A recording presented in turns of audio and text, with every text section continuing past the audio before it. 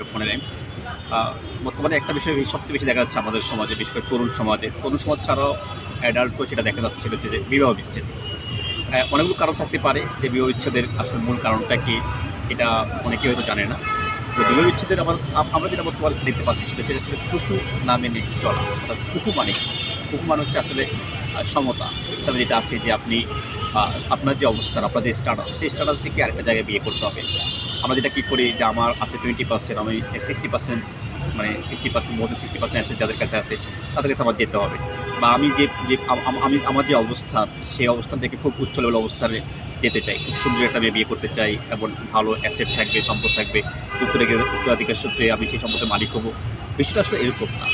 এরকম আমরা যদি এরকম টাইপের আমরা মেয়ে পাই বা কোনো ছেলে পাই, সেই সময়টা আসলে সাময়িক সময়ের জন্য ভালো যাবে। কিন্তু ম্যাক্সিমাম টাইপে বা লং টার্মে চিন্তা ভাবনা করি বা লং টার্মে যদি আমরা একটা সুন্দর জীবন কাটাতে চাই, তাহলে কিন্তু এটা ভালো যাবে না। তাই যারা আসলে বিবাহ করবে, বিবাহ করতে যাচ্ছেন, তাদেরকে অবশ্যই একটা পরামর্শ থাকবে, সেটা হচ্ছে কুকু মেনে চলা।